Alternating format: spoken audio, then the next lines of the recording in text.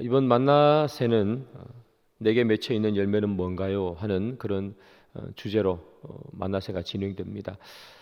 그래서 우리가 열매에 대해서 살펴보고 있는데요. 첫째 날은 우리 갈등에 대해서 얘기를 했습니다. 우리가 육체의 열매 그리고 성령의 열매 이 사이에 갈등이 있어야 된다 하는 이야기를 말씀을 드렸습니다. 갈등이 없으면 그것은 성도가 아닌 것이라는 거죠. 사도 바울이 말한 것처럼 나는 하나님의 법과 내 안에 있는 또 다른 법이 늘 싸운다. 오호라 나는 곤고한 자로다. 그래서 늘 싸우는 삶, 이게 바로 성도의 삶이라 그렇게 말씀을 드렸습니다. 어제 말씀은 우리가 아는 것도 중요한데 아는 것은 열매가 아니고 행할 때 그것이 열매다 그렇게 말씀을 드렸죠. 우리가 기도에 대해서 많이 알고 있지만 그러나 아는 것은 열매가 아니다. 열매는 기도하는 것이 열매다 말씀을 드렸고, 기도하는 것은 열매가 아니고 기도한 대로 행하는 것이 열매라 그렇게 말씀을 드렸습니다. 우리가 기도를 통해서 아무리 하나님 내가 이것 하게 해주세요 이렇게 기도해도 하지 않으면 열매가 아닌 것이죠. 그래서 행하는 것이 열매라 그렇게 말씀을 드렸습니다. 자, 오늘 마지막으로 또 한번 열매에 대해서 살펴보겠는데요. 오늘은 주제가 뭐냐 하면 어떻게 열매 맺을 수 있는가, 어떻게 열매 맺는 삶을 사는가 하는 것이죠. 자, 어떻게 열매를 맺을 수 있는가, 우리가 성경 본문을 하나하나 찾아보면서 보겠습니다. 우리가 오늘 요한복음 15장을 보고 있는데 15장 4절을 같이 한번 읽어보겠습니다. 요한복음 15장 4절입니다. 읽으시면서 열매를 맺으려면 어떻게 해야 되는가 한번 읽으시면서 살피시기 바랍니다. 다 같이 읽습니다. 시작. 내 안에 거하라 나도 너희 안에 거하리라. 스스로 열매를 맺을 수 없음같이 너희도 내 안에 있지 아니하면 그러하리라. 자, 방금 읽었는데요. 자, 열매를 맺으려면 어떻게 해야 된다고 기록하고 있습니까? 저기 보면 가지가 포도나무에 붙어 있지 않으면 스스로 열매를 맺을 수 없다 그렇게 기록하죠. 그래서 붙어 있지 않으면 열매를 맺을 수 없으니까 열매를 맺으려면 어떻게 해야 되죠? 간단하죠. 붙어 있으면 되는 것이죠. 그래서 열매 맺는 삶은 어떤 삶인가 하면 붙어 있는 삶을 말합니다. 자, 그러면 붙어 있는다는 것은 뭐냐 하는 거죠. 붙어 있는 것이 열매 맺는 건데 붙어 있는다는 건 뭐냐? 계속해서 저 구절을 보시면 이렇게 되어 있습니다. 내 안에 거하라 나도 너희 안에 거하리라 그렇게 되어 있죠. 그래서 붙어 있는다는 것은 바로 하나님 안에 거하는 거예요. 그것이 바로 붙어 있는 삶이라 그렇게 말하는 겁니다. 자, 그러면 여러분, 하나님 안에 거한다는 것은 뭘까? 하나님 안에 거하는 것이 붙어 있는 삶인데 그래야 열매를 맺히는데, 그러면 하나님 안에 거한다는 말은 무슨 말인가 말이죠. 여러분, 우리가 주님 안에 거한다는 것, 예수님 안에 거한다는 것이 예수님 몸속으로 들어가는 건 아니잖아요. 그러면 주님 안에 거한다는 거 우리가 참 많이 쓰는 표현이잖아요. 주님 안에 거하기를 원합니다. 주님 안에 거한다는 것 우리 참 많이 쓰는 표현인데 그건 무슨 뜻인가 한번 살펴보겠습니다. 요한복음 15장 10절이에요. 거기에 안에 거한다는 말의 의미를 기록합니다. 다 같이 읽습니다. 시작. 내가 아버지의 계명을 지켜 그의 사랑 안에 거하는 것 같이 너희도 내 계명을 지키면 내 사랑 안에 거하리라. 자, 안에 거한다는 것이 뭐라고 얘기했습니까? 계명을 지키면이죠. 계명을 지키면 내 사랑 안에 거하리라 그렇게 있습니다. 자, 그러면 하나님 안에 우리 주님 안에 거한다는 건 뭐냐? 우리가 많이 쓰는데 그것은 다름이 아니라 계명을 지키는 거예요. 계명을 지키면 주님 안에 거하는 겁니다. 그럼 계명을 안 지키면 안 거하는 것이죠. 예, 아주 간단하죠. 자, 그러면 계명을 지키면 하나님 안에 거한다는데 그 계명이 뭐냐 이 말이죠. 어떤 계명을 지키는 것이 하나님 안에 거하는 것이냐. 자, 보겠습니다. 요한복음 15장 12절입니다. 다 같이 읽습니다. 시작. 내 계명은 곧 내가 너희를 사랑한 같이 너희도 서로 사랑하라 하는 이것이니라. 그죠? 계명이 뭡니까? 서로 사랑하라 하는 것이죠. 자, 그러면 우리가 이제까지 계속해서 성경 구절을 읽었는데요. 정리하면 이렇습니다. 열매를 맺는다는 것은 붙어 있는 것이라 그랬습니다. 붙어 있는 것은 하나님 안에 거하는 것이라 그랬어요. 하나님 안에 거하는 것은 계명을 지키는 거라 그랬어요. 계명을 지킨다는 것은 사랑하는 거라 그랬습니다. 그죠? 자, 그러면 열매를 맺는다는 것은 결국 뭘 한다는 거죠? 사랑한다는 거죠. 그죠? 열매를 맺으려면 붙어 있어야 되고, 붙어 있으려면 하나님 안에 있는 것이고, 하나님 안에 있는 것은 계명을 지키는 것이고, 계명을 지키는 것은 사랑하는 것이니까 결국 열매를 맺는다 하는 것은 다른 것이 아니라 서로 사랑한다는 거죠. 그래서 열매 맺는 삶, 그 열매 맺는 삶이란 무슨 삶인가 하면 바로 사랑하는 삶을 말하는 거예요. 열매가 맺혀져야지 이렇게 표현할 때 그것은 사랑한다는 것이죠. 그래서 사랑하지 않으면 열매는 안 맺히는 것이고, 사랑할 때 비로소 열매가 맺히는 거죠. 그래서 열매 맺는 삶의 핵심은 사랑입니다.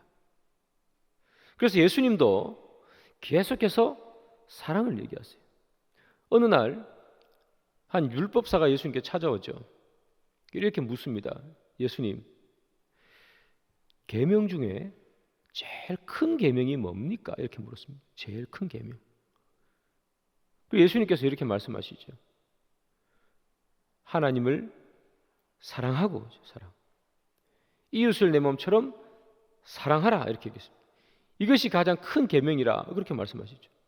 그래서 예수님께서 계명을 뭐라고 표현하시는가 하면 사랑하는 것이라 그렇게 표현한 거예요. 사랑하는 것.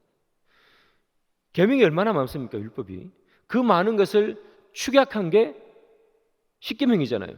예수님께서 그 십계명 가운데서도 딱 정리한 것이 뭐냐면 하나님을 사랑하고 이웃을 사랑하고 이렇게 표현해요. 그래서 예수님조차도 계명을 딱 정리하면 사랑이라 그렇게 표현하시는 거예요. 하나님을 아는 것이 아니고 하나님을 사랑하는 것, 이웃을 사랑하는 것, 이게 바로 계명을 지키는 것이다. 가장 큰 계명이라 그렇게 말하잖아요. 그래서 여러분, 오늘 본문을 보면 열매 맺는 것은 사랑하는 것, 사랑할 때 열매가 맺히는 것, 이렇게 표현합니다. 자, 그러면 어떻게 사랑해야 되는 거죠? 어떻게 사랑해야 되는가? 오늘 본문은 그것도 가르쳐 주세요. 어떻게 사랑해야 되는지 한번 보겠습니다. 요한복음 15장 15절입니다. 다 같이 읽습니다. 시작. 이제부터는 너희를 종이라 하지 아니하리니 종은 주인이 하는 것을 알지 못함이라.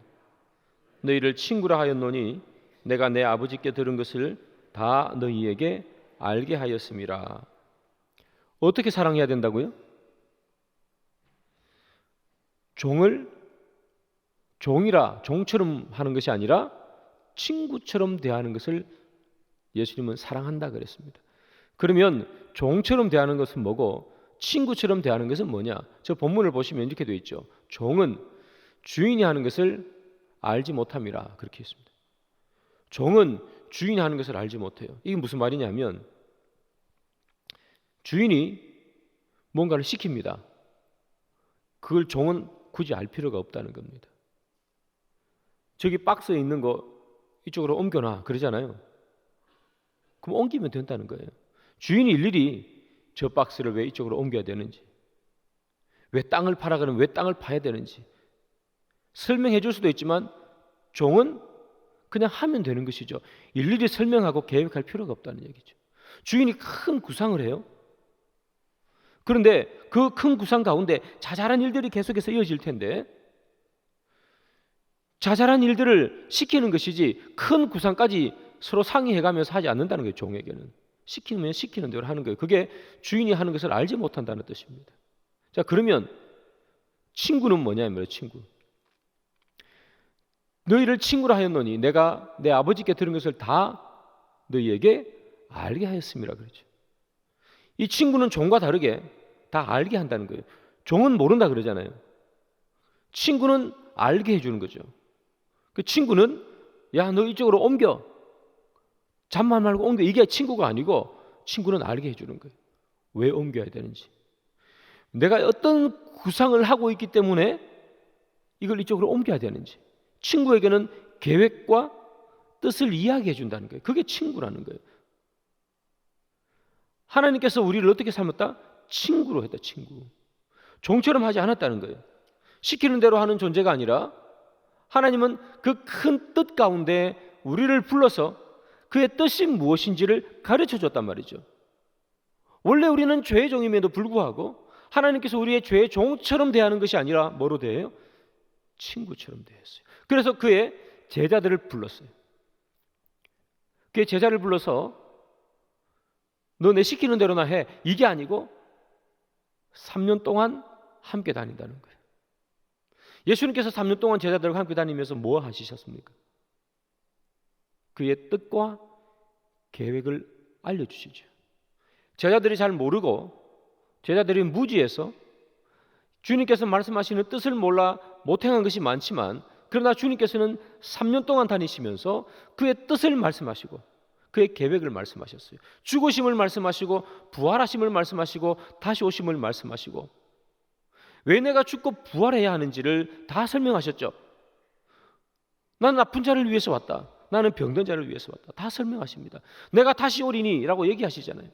주님께서는 그의 깊으신 뜻과 계획을 다 제자들에게 설명했어요. 종처럼 그렇게 말하지 않았습니다. 제자들은요, 예수님을 늘 배반하죠.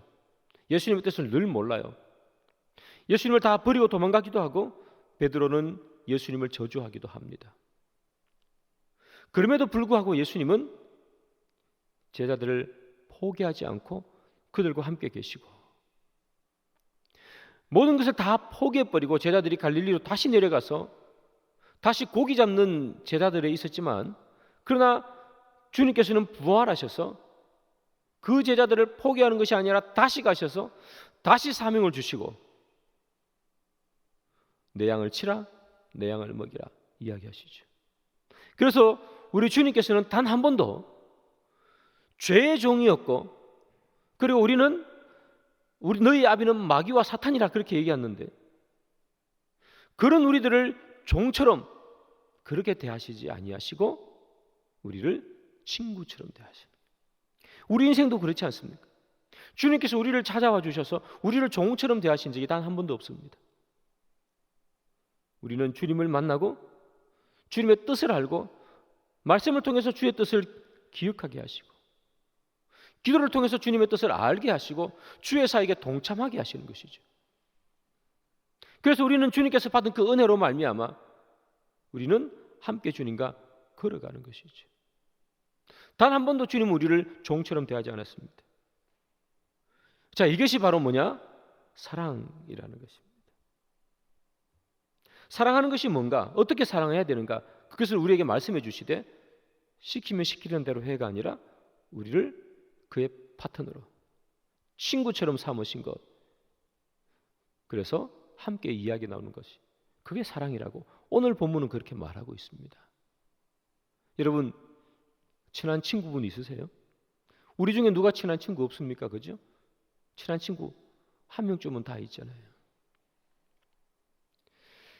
주님께서는 우리가 사랑하기를 원하시는데 어떻게 사랑하기를 원하는가 하면, 우리가 내가 정말 친한 베프 그러잖아요. 베스트 프렌드. 정말 친한 친구를 대하듯 사람들을 대하기를 원하시는 거예요. 주님이 그렇게 하셨으니까. 자, 그런데 여러분, 사랑하면 열매가 맺힌다 그러잖아요. 열매 맺는 삶이란 결국 사랑하는 삶이라 그랬습니다. 그러면 예수님께서 우리를 사랑하셨잖아요. 그래서 어떤 열매가 맺힙니까?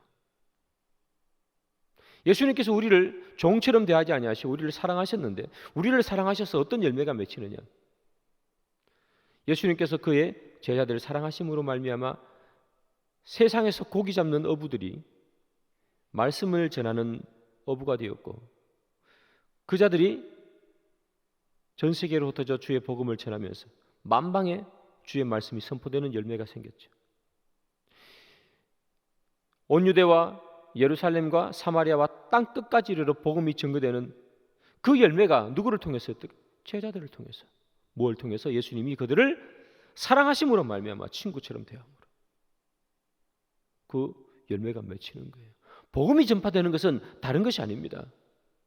다른 것 때문에 복음이 편만하게 전파된 것이 아니라 예수님께서 제자들을 친구처럼 대하시는 그 사랑 때문인 것이죠. 그래서 복음이 전파되는 겁니다. 자, 그러면 이 내용을 기억해 두시고 오늘 본문을 봅니다. 오늘 본문 16절을 다시 한번 읽어보겠습니다. 우리 모두가 다 같이 시작. 너희가 나를 택한 것이 아니요 내가 너희를 택하여 세웠나니 이는 너희로 가서 열매를 맺게 하고 또 너희 열매가 항상 있게 하여 내 이름으로 아버지께 무엇을 구하든지 다 받게 하려 함이라. 자, 예수님께서는 이렇게 얘기하죠. 너희가 나를 택한 것이 아니라 내가 너희를 택했다, 그렇게 표현합니다. 내가 너희를 택했다 하는 말이 무슨 말인가 하면 바로 이런 말입니다. 우리는 죄의 종이었다는 거죠. 너희들은 원래 죄의 종이었어. 너희 아비는 마귀와 사탄이야. 그래서 너희들이 나를 택할 수 있는 힘이 없다. 그렇지 않습니까? 어둠에 있는 자들이 어떻게 빛을 보겠습니까? 어둠은 비추면 물러나는 것이지 함께 손잡지 않지 않습니까? 너희들이 나를 잡을 수 없는 거야. 그래서 너희들은 영원한 형벌에, 영원한 지옥에 갈 수밖에 없는 존재들이지만 그러나 내가 너희를 택했다는 거예요. 내가 너희를 사랑해서 내가 너희를 잡아주었다는 거예요. 내가 너희를 친구처럼 불렀다는 거예요. 더 이상 너희들을 죄의 종, 마귀의 종으로 내가 생각한 것이 아니라 내가 너희를 내 친구로 대했다는, 친구처럼 생각했다는 거예요. 그것을 뭐라고 표현하는가? 내가 너희를 택했다, 그렇게 표현합니다. 우리를 친구처럼 대하는 사랑을 보여준 거예요. 그럼 우리를 왜 택합니까? 저기 본문에 그렇게 나오죠. 택한 이유. 내가 너희를 택하여 세웠나니 이는, 왜냐하면 이 말이죠. 너희로 열매 맺게 하고 너희 열매가 항상 있게 하기 위해서 우리를 택했다, 그렇게 얘기합니다. 여러분, 왜 우리를 택합니까? 열매가 있게 하기 위해서예요. 열매가 한번 맺혔다가 사라지는 열매가 아니라 항상 있게 하기 위해서예요. 주님이 우리를 친구처럼 대하신 이유는 우리에게 열매가 있게 하기 위함입니다. 그 열매가 뭡니까? 사랑이라 그랬잖아요. 열매 맺는 것은 사랑하는 것이다. 그래서 주님께서 우리를 부르신 이유, 택하신 이유는 한 가지입니다. 사랑하기 위해서입니다. 어떻게 사랑한다? 친구처럼 사랑하는 거예요. 친구처럼. 사랑하는 여러분, 열매 맺는 삶이라 그랬습니다. 오늘 설교의 제목이 있죠. 열매 맺는 삶이란 다른 것이 아니고 사랑하는 삶을 말합니다. 주님이 왜 우리를 택했느냐? 우리가 사랑하기 위해서예요. 주님께서 왜 십자가에 돌아가셨느냐? 우리가 주님께서 우리를 친구처럼 사랑하신 것처럼 우리도 세상에서 사람들에게, 우리가 대하는 많은 사람들을 향해 친구처럼 사랑하기를 소망하며 우리를 택했다, 그렇게 말합니다. 그게 열매 맺는 겁니다. 사랑하는 여러분, 우리는 참 많이 구별하며 살지 않습니까? 내 편, 남편, 나랑 친한 사람, 친하지 않는 사람. 그렇게 구별하여 사는 삶은 열매 맺는 삶이 아니라 그럽니다. 늘 사랑하는 삶을 말합니다. 아까 좀 전에 우리가 읽었던 15장 16절 오늘 본문에 이렇게 되어 있죠. 열매를 맺게 하는데 어떻게 열매를 맺게 한다? 열매가 항상 있게 한다. 항상. 우리가 한 번쯤은 열매가 맺히는 삶을 살 수 있잖아요. 사랑하는 삶. 말씀을 듣기도 하고 우리가 기도하기도 해서 마음이 움직여서 내가 사랑해야지. 그래서 내가 평소에 안 사랑했던 사람을 사랑해야지라고 생각하기도 하고 그를 위해서 기도하기도 하고 또 평소에 얘기 안 하가도 한 번씩 얘기하기도 하고. 그런데 한 번쯤은 그렇게 할 수 있지만 그러나 항상 열매가 맺혀 있게 하고 그렇게 되어 있잖아요. 16절에. 항상 하기는 너무나 어렵다는 것이죠. 그래서 우리는 주님께서 하시는 말씀이 뭡니까? 열매가 맺히게 하고 항상 있게 하기 위해서 내가 너희를 불렀다는 거예요. 한번 맺히고 끝나는 것이 아니라 항상 있게 하기 위해서 내가 너희를 부른 것처럼. 주님이 우리를 한 번 사랑하고 만 것이 아니잖아요. 주님께서 우리를 한 번 부르고 만 것이 아니잖아요. 주님께서는 우리를 부르시고 난 다음에 우리를 놓지 아니하시잖아요. 우리가 죄 가운데 있을지라도, 우리가 주를 배반할지라도 주님은 우리를 늘 붙잡고 계시잖아요. 늘 친구처럼 대하시잖아요. 그런 것처럼 우리의 열매 맺는 삶이라는 것은 뭐냐면 한 번 사랑하는 것이 아니라 항상 사랑하기를 원하시는 거죠. 사랑하다가 다시 마음이 바뀌어서 사랑 안 할 수도 있지만 다시 마음을 돌이켜서 또 사랑하고 또 사랑하는 것. 그 삶을 살기를 주님께서는 우리에게 원하시는 거죠. 그게 열매 맺는 삶입니다. 주님께서 우리에게 원하는 열매는 다른 게 아니고 그 사랑이라는 것이죠. 그래서 저와 여러분들 사이에 늘 맺혀 있어야 되는 그 열매는 무엇인가 하면 사랑이라는 것입니다. 내 편만 사랑하는 것이 아니라 내 편 아닌 사람도 사랑하는 것. 한 번쯤 사랑해 보는 것이 아니라 예수님처럼 늘 사랑하는 것. 주님이 원하시는 거예요. 우리가 그래서 그런 사랑을 가지고 그런 열매를 맺으면 주님께서 너무 기뻐하시겠죠. 그래서 주님께서 어떤 은혜를 주시는가? 우리가 방금 읽었던 15장 16절을 다시 한번 보면 이렇게 되어 있습니다. 또 너희 열매가 항상 있게 하여 내 이름으로 아버지께 무엇을 구하든지 다 받게 하려 합니다. 우리 안에서 주님이 우리를 친구처럼 대하듯이 우리가 주님을 거부하지만 그는 끝까지 우리를 친구처럼 대하듯이 우리도 사랑하는 삶을 끝까지 이어간다면 주님께서 우리에게 어떤 은혜를 주신다고요? 무엇을 구하든지 다 받게 하리라는 거예요. 받게. 기도의 응답이죠. 두드리라 그리하면 열릴 것이라. 두드리라 그리하면 열릴 것이라 말했는데 그 열리는 힘은 어디서 온다고요? 사랑입니다. 무조건 두드린다고 다 열리는 것이 아니라 사랑할 때 주님께서는 우리에게 기도의 응답을 주시겠다 그렇게 말하죠. 왜 우리는 기도의 응답이 없을까? 수많이 기도해도 내가 사랑하지 못하면 아닐까? 열매가 사랑하는 것인데 내가 사랑하지 못하는 것은 아닐까? 주님 안에 거할 때 열매가 맺힌다 그랬는데 나는 주님 안에 거하고 있다고 생각하는데 왜 열매가 맺히지 않을까? 사랑하지 않기 때문 아닌가? 주님 안에 거하는 것처럼 우리는 그렇게 말하지만 우리 마음속에는 늘 사랑의 마음이 없기 때문에 누군가를 미워하고 정죄하고 비판하는 마음 그것만 가득하기 때문에 우리의 기도 가운데 응답이 없는 것은 아닐까 그렇게 생각해 봅니다. 사랑하는 여러분, 말씀의 결론을 맺습니다. 열매 맺는 삶이란 다른 삶이 아닙니다. 많은 열매가 주렁주렁 맺힐 수 있을 것입니다. 그러나 그 주렁주렁 맺히는 열매를 다 모으면 하나로 연락되죠. 뭡니까? 사랑입니다. 주님 우리에게 내가 너희를 사랑한 것처럼 너희들도 서로 사랑하라. 그렇게 말씀하시죠. 그때 내가 너희들에게 기도의 응답을 주리라. 사랑하는 여러분, 오늘 하루 사랑하는 삶을 살기를 원합니다. 내가 늘 사랑하는 사람에게 관심 보일 수 있겠지요.